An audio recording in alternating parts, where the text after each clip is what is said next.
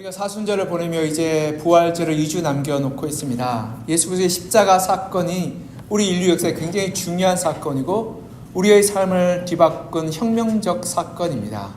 우리가 이 십자가 사건으로 말미암아 우리가 해결할 수 있는 이 죄의 문제, 사망의 문제, 고난과 고통의 문제를 우리 하나님께서는 해결하셨고 그리고 우리에게 복된 소식을 전하셨다라고 성경은 말씀하고 있습니다.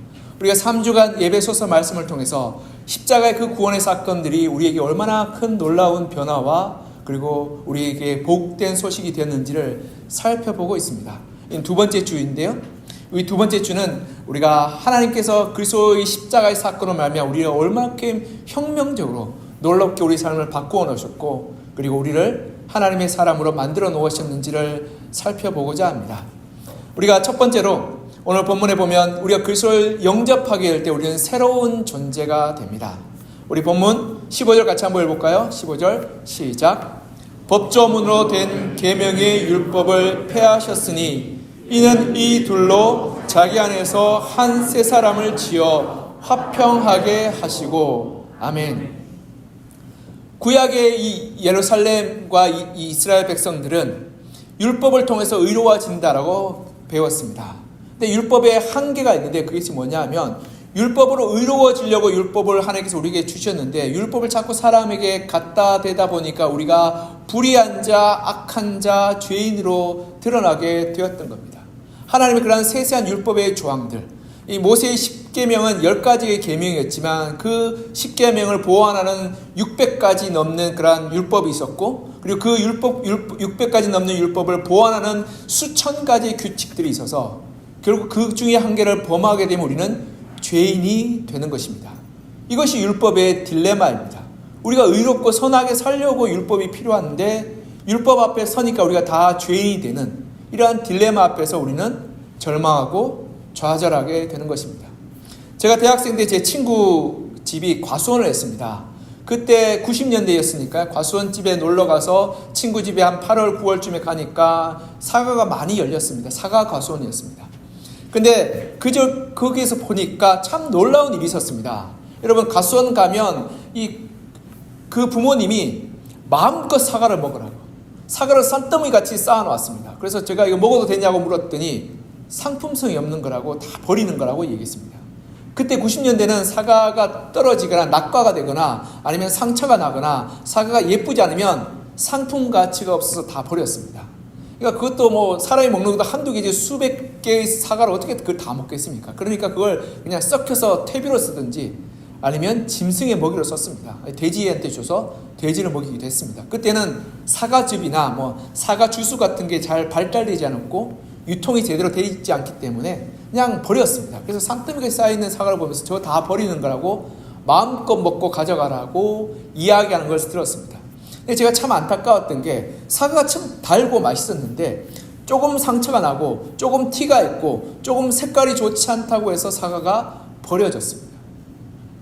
여러분 사과의 그런 기준이 이 사과가 좋은 사과를 만들어서 잘 팔기 위해서 사과의 기준을 세웠는데 티가 있다고 상처가 있다고 멍이 들었다고 아니면 색깔이 예쁘지 않다고 버려지는 사과를 보면서부터 제가 참 안타까웠습니다. 그런데 그것이 율법의 기준과 같습니다. 율법의 기준이 세세하면 세세하고 복잡하면 복잡할수록 어떻게 되냐면 우리가 하나님 앞에 다 죄인이 되고 버려지는 인생이 되는 것입니다. 그러하게 율법 앞에서 누구도 죄인이 되고 누구도 선한 사람이 되지 못함을 깨닫게 되고 그래서 우리가 성경에 보면 이렇게 말합니다. 로마서 3장 23절에 보면 모든 사람이 죄를 범하였음에 하나님의 영광이 이르지 못하더니 율법 앞에 서니까 모든 사람이 죄인임을 깨닫게 되었던 겁니다. 이게 우리의 딜레마입니다. 그래서 하나님은 십자가에서 이 판을 뒤집어 엎었습니다.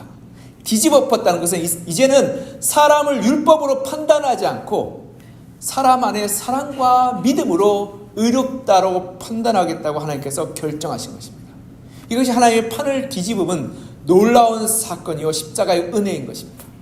이전에는 사람이 의롭고 선한 것은 법을 잘 지키냐에 달려있지만 십자가에서 우리의 죄와 모든 허물을 용서하신 주님은 우리가 하나님을 얼마나 사랑하고 얼마나 하나님을 믿느냐에 따라서 우리가 의롭고 선한 사람이라고 드러나게 된다라고 말씀하고 있는 것입니다.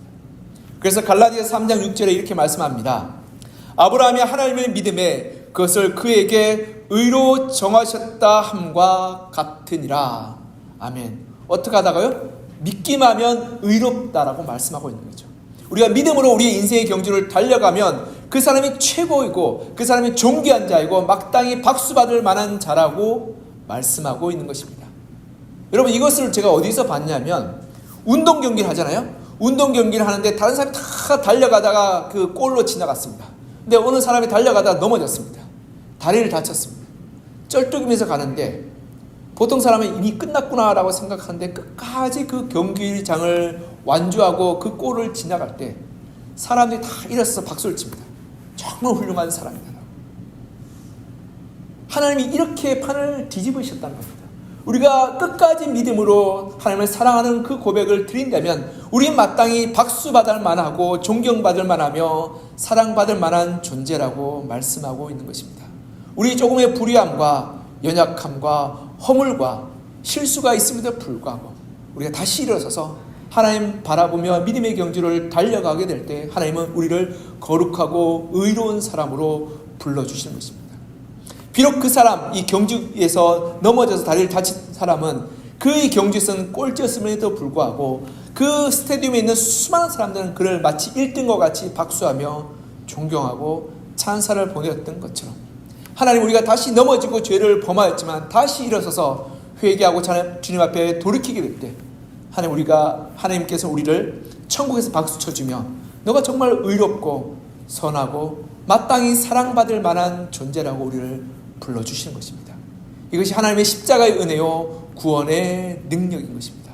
즉 하나님은 우리를 그러한 이 율법으로 우리를 잣대로 판단하지 않고 사랑의 잣대로, 믿음의 잣대로 우리를 판단하시며 우리를 주의 자녀로 불러주시고 존귀한 자로 불러주시는 것입니다. 이것이 하나님의 은혜요 십자가의 구원의 능력인 것입니다. 사랑하는 성도 여러분, 우리가 하나님 앞에 믿기만 한다면 우리가 얼마든지 넘어지고 얼마든지 실패하고 얼마든지 실수하고 얼마든지 죄를 짓는다 할지라도 다시금 주님 앞에 나와 일어서서 믿기만 한다면 주의 은혜로 불러주시며 존귀한 자, 사랑받는 자로 우리를 삼아주신다라고 말씀하여 주신 것입니다. 그러하게 그 하나님의 사랑 앞으로 돌아와서 하나님의 은혜를 고백하고 누리시는 여러분과 저가 되기를 그냥 간절히 소망하며 축복합니다. 두 번째로 우리가 알아야 할 것은 예수 그리스도를 영접하게 될 때 우리는 새로운 관계로 부르심을 받게 됩니다. 첫 번째는 새로운 존재로의 부르심이었죠. 두 번째는 새로운 관계로의 부르심입니다. 우리 16절 같이 한번 읽어볼까요? 16절 시작. 또 십자가로 이 둘을 한 몸으로 하나님과 화목하게 하려 하심이라. 원수된 것을 십자가로 소멸하시고. 아멘. 죄가 우리 가운데 들어올 때 어떤 일이 발생하냐면 하나님과 우리 사이가 원수가 됩니다. 그런데 놀랍게도 이 하나님과 우리 사이가 원수가 될 뿐 아니라 사람과 사람 사이에도 원수가 됩니다. 우리 가운데 이기심과 교만과 악함과 불의함이 가득 차게 될 때 우리는 그 이기심과 교만과 무례함과 그리고 거짓 때문에 말미암아 다른 사람과의 관계가 깨어지게 되고 서로 미워하게 되고 증오하게 됩니다. 여러분, 미움이 우리 삶 가운데 들어오게 될 어떤 일이 발생하나요? 가정 가운데 부부싸움하고 나면 그날 밥이 잘 안 넘어가죠. 이 아이들이 두려워 떨고 슬퍼합니다. 그리고 교회에서 서로 싸우고 나면 은혜가 없어집니다. 예배의 감격이 없어지고 기쁨이 없어지게 됩니다. 여러분, 나라에서 서로 싸우고 좌와 우가 나눠 싸우고 남과 북이 나눠 싸우고 남자와 여자가 나눠서 증오하고 미워하게 될 때 결국에는 남는 것은 파괴요 미움이요 증오밖에 남지 않습니다. 그래서 우리 마음 가운데 기쁨이 없어지게 되고 즐거움이 없어지게 되고 절망과 낙담과 우울만 남게 되는 것입니다. 이것이 우리의 삶의 실존이고 우리 삶의 문제인 것입니다. 그런데요, 우리 주님께서는 십자가에서 물과 피를 흘리시며 우리의 죄를 용서하시겠다. 그리고 우리의 죄를 깨끗하게 하시겠다라고 말씀하셨습니다. 그리고 우리가 하나님 앞에 나와 용서를 구하기 이전에 하나님 앞에 나와 우리의 죄를 자복하고 그리고 우리의 부끄러움을 내려놓기 이전에 이미 우리 주님께서는 십자가에서 우리를 용서하셨다라고 말씀하십니다. 그리고 우리에게 이렇게 말씀합니다. 우리도 또한 그렇게 용서하라. 근데요, 그렇게 용서할 때 놀라운 일이 발생하게 됩니다. 어떤 일이 발생하게 되냐면요, 우리가 누군가를 미워하고 다투고 원망하고 싸우게 될 때 큰 문제가 발생하게 되는데, 우리가 그 사람과 관계가 나빠지는 것뿐 아니라 그 사람을 미워하는 증오와 미움의 감옥에 우리가 갇히게 됩니다. 그렇게 되면 우리의 삶 가운데 감사가 잃어버리게 되고, 기쁨을 잃어버리게 되고, 그리고 만족을 잃어버리게 됩니다. 그렇게 될 때 가정은 지옥 같게 될 것이고, 우리 공동체는 산산이 쫓겨지게 될 것이며, 사회는 분열과 다툼과 원망으로 말미암아 결국 소망을 잃어버리게 되는 것입니다. 그런데 하나님께서 우리에게 말씀하셨습니다. 먼저 용서하라. 그가 우리에게 용서를 구하고 그가 우리에게 잘못을 청하기 이전에 먼저 용서하라. 그렇게 될 때 우리는 비로소 증오와 미움의 감옥에서부터 자유하게 되고, 그리고 그로 말미암아서 우리 가운데 잃어버렸던 감사와 기쁨과 감격과 평안을 회복하게 되는 것입니다. 이것이 하나님께서 말씀하시는 새로운 관계의 회복인 것입니다. 우리 주님께서 이미 십자가에서 우리를 먼저 용서하셨습니다. 우리가 어떠함에도 불구하고 우리를 사랑하여 주셨습니다. 우리가 그 용서와 사랑을 결단하고 그리고 주님의 모습을 본받아서 실행하기 시작할 때 비로소 잃어버렸던 감사, 잃어버렸던 기쁨, 잃어버렸던 만족이 회복되기 시작하며 충만한 하나님의 은혜가 우리 삶 가운데 가득하게 되는 것입니다. 1999년 7월 4일에 이 미국에 있는 이 주일의 예배 때요, 이 한인교회에서 예배를 마치고 교회당을 나가고 있는 26살의 한 청년이 죽게 됩니다. 그때 인종차별주의자였던 벤자민 스미스라는 사람이 그 한인교회에 찾아와서 무차별 총을 난사합니다. 그로 말미암아서 26살이었던 윤원준이라는 학생이 그 자리에서 총을 맞고 숨지게 됩니다. 이 윤원준이라는 학생은 서던 일리노이 대학을 졸업하고 대학원을 준비하고 있었던, 인디애나 주에 있는 대학원을 준비하고 있던 전도 유명한 청년이었습니다. 그가 총에 맞아서 희생된 지 8일 만에 그 교회에서 다시금 추모 예배를 드리게 됩니다. 장례 예배를 드리게 돼요. 7월 12일에 장례 예배를 드리게 되는데, 그때는 이렇게 총기 난사가 일반적이지 않는 시대였기 때문에 전 미국이 거기에 주목하며 전 미국의 이 예배 장면이 송출되게 됩니다. 한국에도 송출되었습니다. 예배의 마지막 시간에 그 희생당한 윤원중 군의 사촌 형인 박성호라는 분, 이 목사님이었는데 박성호라는 분이 가족을 대표해서 나와서 인사를 했습니다. 이렇게 그는 마지막으로 연단에 서서 이렇게 말합니다. 나는 오늘 가족을 대표해서 예수 그리스도의 이름으로 내 형제를 죽인 벤자민 스미스를 용서할 것입니다.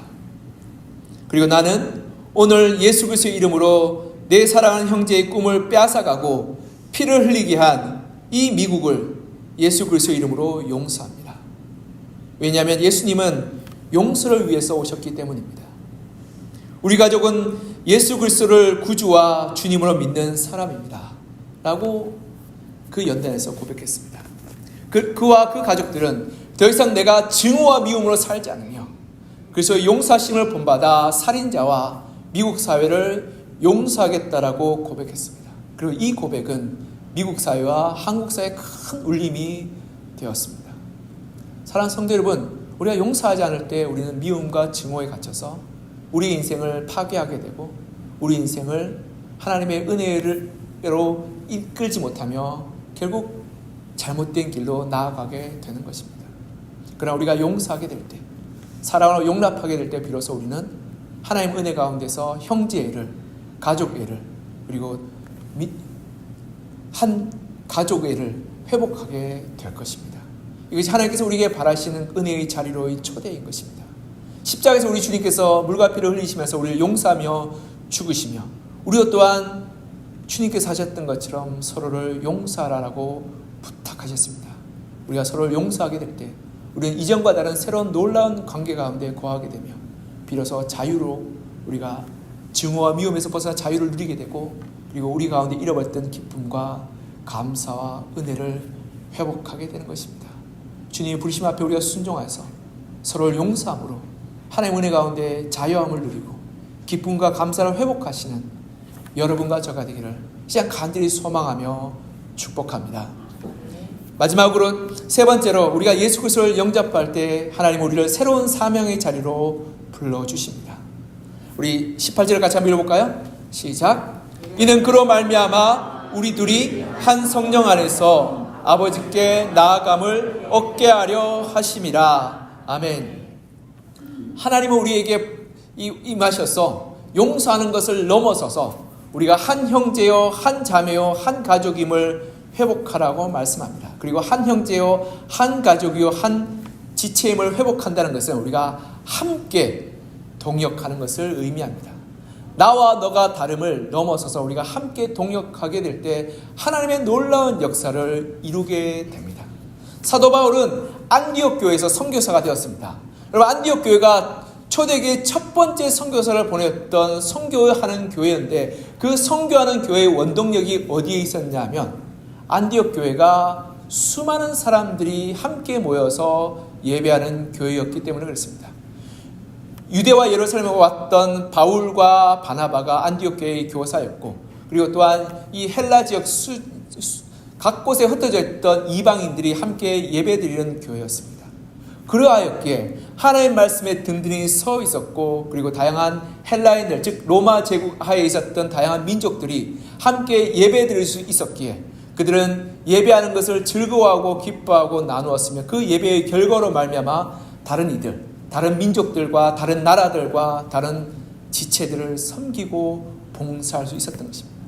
그러하게 유대인들은 선교하는 것을 극렬히 반대하고 싫어했지만 안디옥 교회의 그 교회의 교인들은 선교하는 것을 즐거워하고 기뻐하고 후원할 수 있었던 것입니다.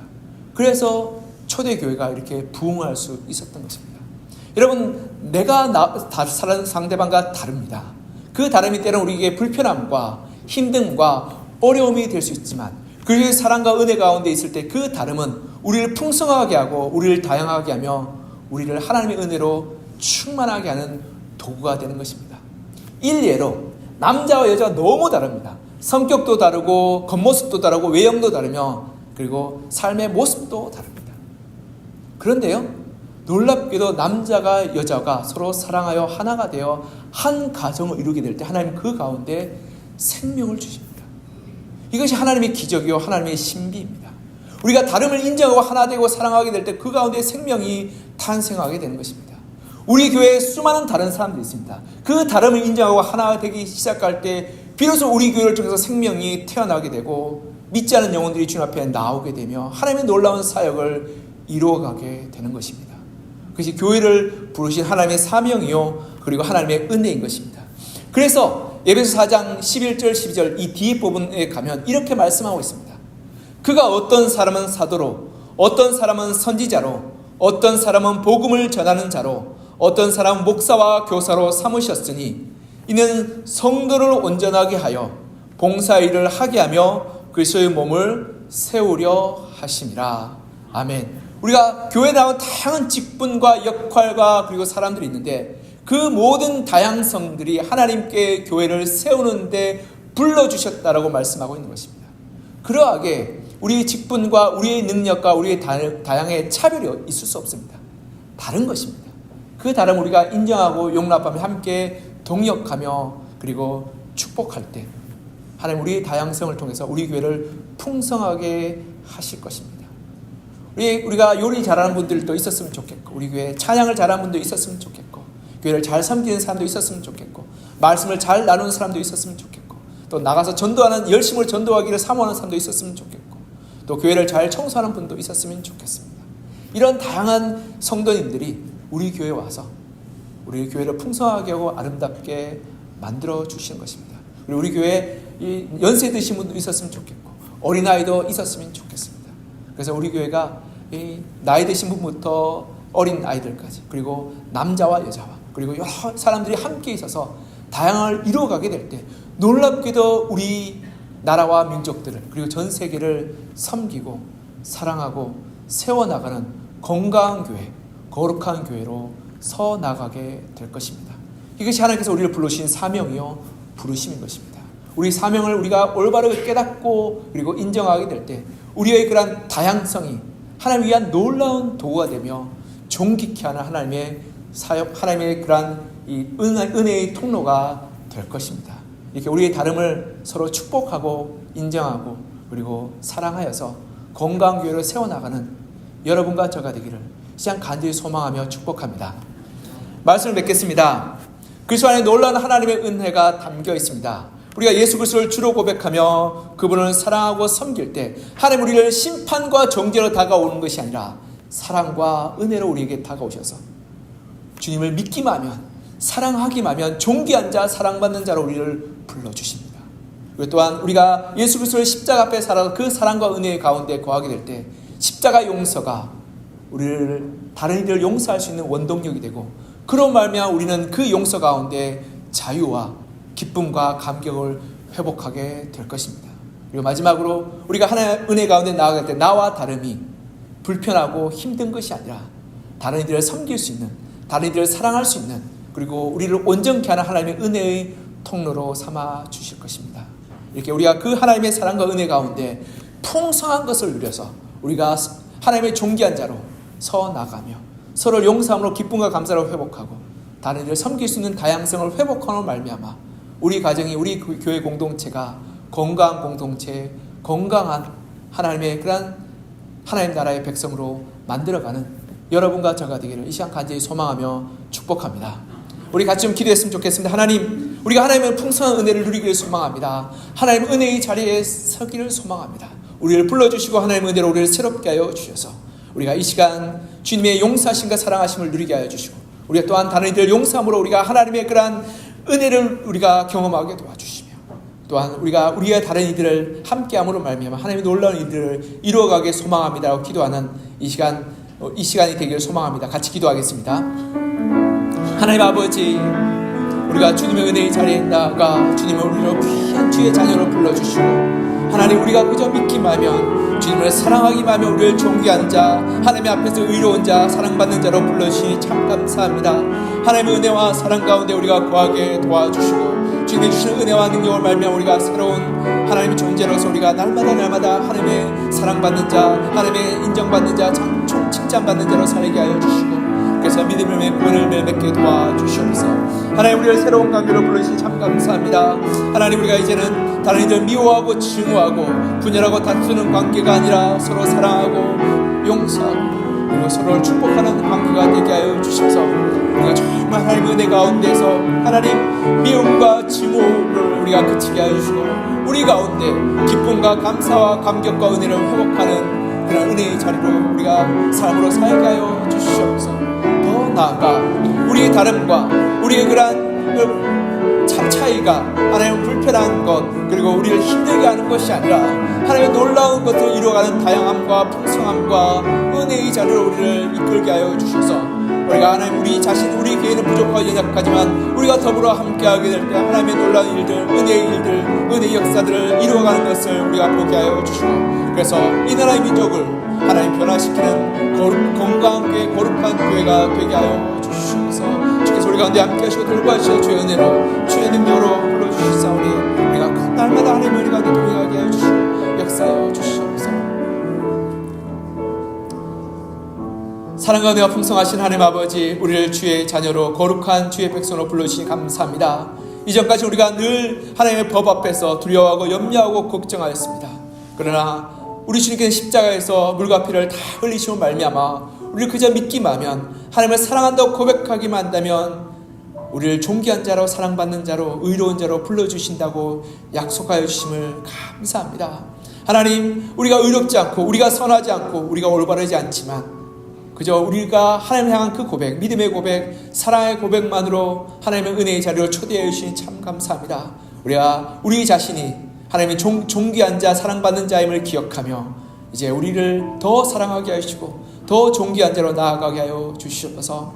하나님, 미움과 다툼과 원망과 분열로 말미암아 갈라지고 상처받고 힘든 이 세대 가운데서 하나님 십자가의 주님께서 용서로 우리를 품어주시고 용납해주고 이해해 주심을 말씀하여 주시며, 우리가 또한 남을 용서하고 이해하고 용납하는 자리로 초청하여 주고 불러주시니 감사합니다. 우리가 그러한 새로운 관계로 하나님 나아가게 하여 주셔서 우리가 미움과 증오와 원망의 감옥에서 벗어났어 우리가 우리 가운데 기쁨과 감사와 은혜를 회복하게 하여 주시고, 더 이상 누군가를 원망하고 미워하고 말미암아 우리가 분노와 그리고 미움으로 말미암아 우리의 인생을 낭비하지 않게 하여 주시옵소서. 하나님, 우리를 새로운 사명으로 불러주신 감사합니다. 나와 다름이 불편하고 힘든 것이 아니라 나와 다름이 하나님의 온전함을 이루어가며 나를 성숙시키며 나를 건강하게 만드는 하나님의 도구임을 깨닫게 하여 주심을 감사합니다. 우리 가족이, 우리의 교회의 형제와 자매들이, 그리고 우리의 이웃들이 우리를 온전케 하며 우리를 하나 되게 하며 하나님의 놀라운 다양성과 풍성함을 이루는 도구임을 우리가 깨달으오니, 주님, 이제 우리가 더불어 함께 하나님의 나라를, 하나님의 사명을 감당하게 하여 주셔서 하나님, 어둡고 분열되고 다투고 원망하고 그리고 무너져가는 이 세대 가운데 우리 교회가 하나님의 소망이 되게 하시고 하나님의 능력이 되게 하시고 하나님의 풍성함을 이루어가는 놀라운 하나님의 은혜의 통로가 되게 하여 주시옵소서. 하나님, 사모하는 성도님 한 분 한 분에게 이러한 하나님의 은혜와 능력을 풍성케 부어주시고 날마다 이 은혜로 감격과 기쁨과 충만함으로 살 수 있도록 주님 도우시고 은혜 베풀어 주시옵소서. 주의 은혜에 감사드리며 살아계신 우리 주 예수 그리스도의 이름으로 기도합니다. 아멘.